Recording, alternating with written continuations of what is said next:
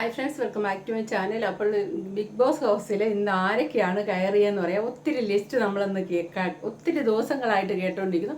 പക്ഷേ നമ്മളെ big boss പറ്റിച്ചിട്ടുണ്ട്. നമ്മൾ കേൾക്കാത്തവരും കാണാത്തവരും ആദ്യമായിട്ട് കേൾക്കുന്നതൊക്കെ ആയിട്ടുള്ള ആൾക്കാർ കയറി. ബിഗ് ബോസിനെ പറ്റി പറയാനാണെങ്കിൽ 4 മുറികൾ ഇത്ര ഒന്ന് മാറ്റി പിടിക്കാമല്ലോ എന്നുള്ള ആ പരസ്യം ശരിയായി. 4 മുറികളാണ്, 3 ചെറുത്, 1 വലിയത്. അപ്പോൾ ആ 3 ലാലേട്ടൻ ഓരോ പേരൊക്കെ ഇടുന്നുണ്ട്. ടണൽ, നെസ്റ്റ്, കിളിക്കൂട്, പിന്നെ മാളം, ഡെൻ എന്നൊക്കെ പറഞ്ഞ് ഓരോ പേരൊക്കെ ഇടുന്നുണ്ട്. പിന്നെ 4ാമത്തെ റൂമിന് നല്ല പവർ കൊടുക്കുന്ന ഒരു റൂം, അതായത് ഷോപ്പിങ്ങിനുള്ള പവർ, ഷോപ്പിങ്ങിന് സാധനങ്ങൾ എടുക്കാനുള്ള അധികാരം അവർക്കുണ്ട്. പിന്നെ ആരെങ്കിലും ജയിലിലോട്ട് വിടണേ അവർക്ക് അധികാരമുണ്ട്. പിന്നെ കുക്കിങ്ങിനുള്ള അധികാരമുണ്ട്. അങ്ങനെ കുറേ പവർ എല്ലാം അവർക്ക് കൊടുത്തിട്ടുണ്ട്. പിന്നെ ആദ്യം തൊട്ട് മത്സരാർത്ഥികളെ കയറുന്നതിന് മുന്നേ നമ്മുടെ കോമണേഴ്സായ നിഷാനെയും പിന്നെ റസ്മിൻ ബായിയെയും ഒരു റൂമിലോട്ടാക്കി മാറ്റി നിർത്തിയിട്ട് ബിഗ് ബോസിലോട്ട് വരുന്ന മത്സരാർത്ഥികളെയൊക്കെ ഒരു സൈഡിലിരുന്ന് ഇവർ കണ്ടോട്ടെ. അതായത് അവരെല്ലാം ഇവർ കണ്ടുകൊണ്ടിരിക്കുകയാണ്. ഓരോരുത്തർ വരുന്നതും പരിചയപ്പെടുന്നതെല്ലാം ഇവർ മാറിയിരുന്ന് ഒരു സീക്രട്ട് റൂം പോലത്തെ റൂമിലിരുന്ന് ഇവർ കണ്ടുകൊണ്ടിരിക്കുകയാണ്. അപ്പോൾ പിന്നെ ആദ്യമായിട്ട് വന്നത് നമ്മുടെ അൻസിബ ഹാസനാണ്. ദൃശ്യം സിനിമയിൽ ലാലേട്ടൻ്റെ മകളായിട്ട് അഭിനയിച്ച അൻസിബ ഹാസൻ. അൻസിബ വന്നു കഴിയുമ്പോൾ ലാലേട്ടൻ ചോദിക്കുന്നുണ്ട്, എവിടെയോ കണ്ട് പരിചയം പോലെ തോന്നുന്നല്ലോ, ജോർജ് കുട്ടിയുടെ മകളാണോ എന്ന് ചോദിക്കുന്നുണ്ട്. അത് കഴിഞ്ഞിട്ട് പറയുവാണെങ്കിൽ അൻസിബ കോഴിക്കോട് സ്വദേശിയാണ്. ഇപ്പം ദുബായ് ജോലി ചെയ്യുന്നു. ബിഗ് ബോസ് ഹൗസിൽ വന്ന് ഞാൻ ആരുടെ മുന്നിലൊന്നും കരയാറില്ല, അതുകൊണ്ട് കരയില്ല എന്നൊക്കെ പുള്ളിക്കാരത്തി പറയുന്നുണ്ട്. പിന്നെ ലാലേട്ടൻ ഇപ്പം ദുബായിലാണ് ജോലി. പുള്ളിക്കാരത്തിക്ക് ബിഗ് ബോസ് ഹൗസിലോട്ട് വരാൻ വലിയ ആഗ്രഹിച്ച് തന്നെ വന്നതാണ്. അപ്പോൾ ഇനി ലാസ്റ്റ് പോകാൻ നേരത്തെ ലാലേട്ടൻ തമാശയായിട്ട് പറയുന്നുണ്ട്, അവിടെ ചെല്ലുമ്പോൾ തിരിച്ചും മറിച്ചും തിരിച്ചും പലതും ചോദിക്കും, ഒന്നും പറയരുതെന്ന് പറയുന്നുണ്ട്. അൻസിബ അങ്ങ് ആദ്യമായിട്ട് ഹൗസിൽ കയറിയത് അപ്പം അൻസിബയാണ്. രണ്ടാമത് കയറിയത് ആരാന്ന് ചോദിച്ചാൽ ജിൻഡോ എന്ന് പറയുന്ന ആളെ നമുക്ക് അങ്ങനെ പരിചയമില്ല. പുള്ളി ഒരു ഇന്റർനാഷണൽ ബോഡി ബിൽഡറാണ്. വളരെ കഷ്ടപ്പാടിൽ നിന്ന് വന്നാണ്. അങ്കമാലിക്കാരൻ. 6ാം ക്ലാസ്സിൽ പഠിക്കുമ്പോൾ തൊട്ട് പുള്ളിക്കാരൻ ഓരോ ജോലിക്ക് പൊയ്ക്കൊണ്ടിരുന്ന, പുള്ളിക്കാരൻ്റെ അമ്മയൊക്കെ സംസാരിക്കുന്നുണ്ട്, ഓരോ ജോലിക്ക് പോയി വീട് സംരക്ഷിച്ചുകൊണ്ടിരുന്നതാണ്. പിന്നെ ബിഗ് ബോസിലോട്ട് വരാൻ വളരെ കാലമായിട്ട് ആഗ്രഹിച്ചിരുന്ന ഒരു വ്യക്തിയാണ്. ചെറിയ സാഹചര്യത്തിൽ നിന്ന് ഉയർന്നു വന്നേ, അങ്ങനെ ഒരു ഡാൻസൊക്കെ ചെയ്താണ് അങ്ങനെ വന്നേ. പിന്നെ 3ാമത് വന്നത് ആരാന്ന് ചോദിച്ചാൽ യമുന റാണിയെ നിങ്ങൾക്കറിയാം, സീരിയൽ ആർട്ടിസ്റ്റാണ്. അവർ വരുമ്പോൾ അവർ പറയുന്ന അവരൊരു സക്സസ്ഫുൾ ലേഡിയാണ്, ജീവിതത്തിൽ വിജയിച്ച ലേഡിയാണെന്ന് അവർ പറയുന്നു. അതിന് ലാലേട്ടൻ്റെ മുന്നിൽ നിന്ന് അവർ പറയുന്ന മറ്റൊരു കാര്യം എന്താണെന്ന് ചോദിച്ചാൽ, അവർ 14 നിലയുള്ള ഫ്ലാറ്റിൻ്റെ മുകളിൽ നിന്ന് അവരൊരു വട്ടം ടെറസിൽ നിന്ന് ചാടി ആത്മഹത്യക്ക് ശ്രമിക്കാൻ വേണ്ടി പോയി നിന്നിട്ടുണ്ട്. ജീവിതത്തിൻ്റെ അതുപോലത്തെ അവസ്ഥയിലായിരിക്കാം അങ്ങനെ നിന്നിട്ടുണ്ട്. ആ നിന്ന സമയത്ത് അവരുടെ കുഞ്ഞുങ്ങളുടെ പെൺകുട്ടികൾ അവർക്കുള്ള ആ കുഞ്ഞുങ്ങളുടെ മുഖം ഒന്ന് ഓർത്തപ്പം അവരത് വേണ്ടെന്ന് വെച്ച് തിരിച്ച് 12 നിലയൊക്കെ ഇറങ്ങി കഴിഞ്ഞപ്പോൾ അവർ ഇനി ഞാൻ താഴോട്ടല്ല ഇറങ്ങാൻ മുകളിലോട്ടാണ്, ജീവിതം വെട്ടിപ്പിടിച്ചിരിക്കും. പക്ഷേ ഒത്തിരി തടസ്സങ്ങൾ അതിനുണ്ട്. പുള്ളിക്കാരത്തിൻ്റെ പ്രായമൊക്കെ തടസ്സങ്ങളാണ്. എന്നാലും അതൊന്നുമല്ല, ജീവിതം ഞാൻ തിരിച്ചു പിടിച്ചിരിക്കും എന്നുള്ളൊരു പ്രതിജ്ഞയാണ് എടുത്ത്. അതിൻ്റെ ഒരു ഭാഗം കൂടെയാണ് പുള്ളിക്കാരത്തി ബിഗ് ബോസിൽ വരാനുള്ള കാരണം. എന്ന് വെച്ചാൽ പുള്ളിക്കാരത്തി അതൊക്കെ ഒരു ആഗ്രഹിക്കുന്ന എന്തും സ്വന്തമാക്കാൻ നമ്മൾ തന്നെ ശ്രമിക്കണമെന്നൊരു വാക്കുണ്ടല്ലോ. നമുക്ക് എന്തേലും സ്വന്തമാക്കണമെന്നുണ്ടെങ്കിൽ അത് നമ്മൾ മാത്രം ശ്രമിച്ചാലേ നടക്കുള്ളൂ. അതാണ് യമുന റാണി പറയുന്നത്. അവർ അത് ആഗ്രഹിച്ച് അവർ ജീവിതത്തിൽ ഒരു കഷ്ടകാലം വന്നാലും പിന്നീട് ഉയർന്നു വന്നു. പിന്നീട് വന്നത് ഋഷിയാണ്. മുടിയൻ എന്ന് പറയുന്നത്. ഋഷിയോട് ചുമ്മാ ലാലേട്ടൻ തമാശയൊക്കെ ചോദിക്കുന്നുണ്ട്, കുളിക്കാറുണ്ടോ എന്നൊക്കെ ചോദിച്ച് ഋഷി അങ്ങനെ പറഞ്ഞു വിട്ടു. 5ാമത് വന്നത് നിങ്ങൾക്കെല്ലാം അറിയാം, നമ്മുടെ ജാസ്മിൻ ജാഫറാണ് വന്നത്.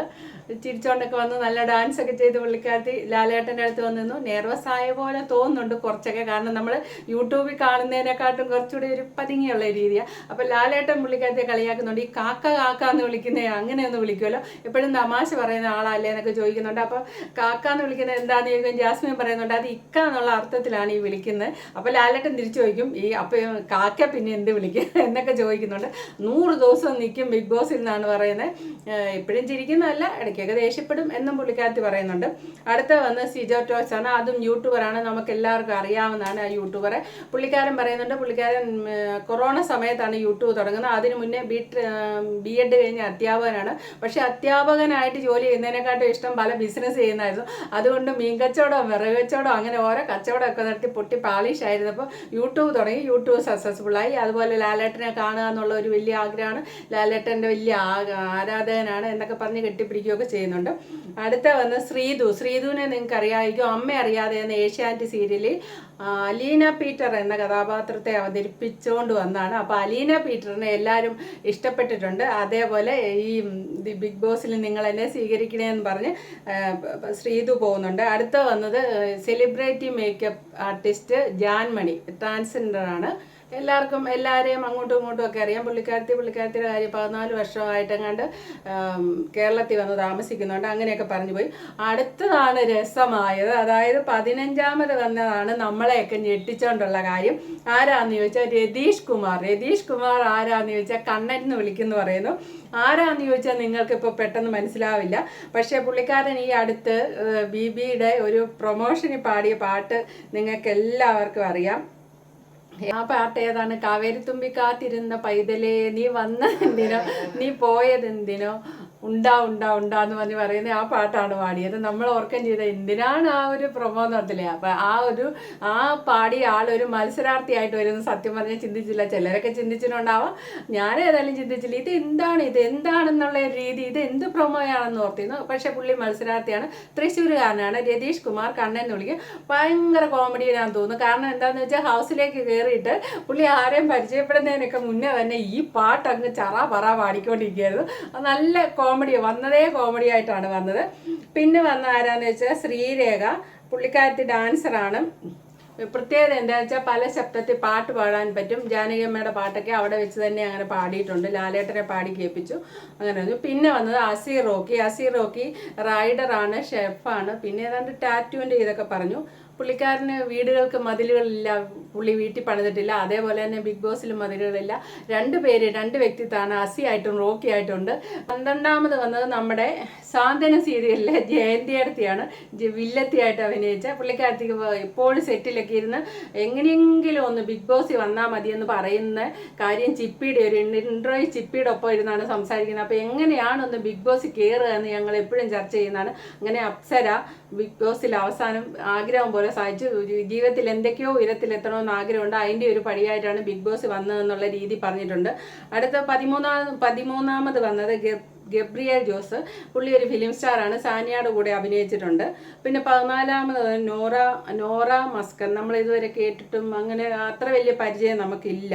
ഇനിയിപ്പോൾ ബിഗ് ബോസിലൂടെ നമുക്ക് പുള്ളിക്കാരത്തെ പരിചയപ്പെടാം.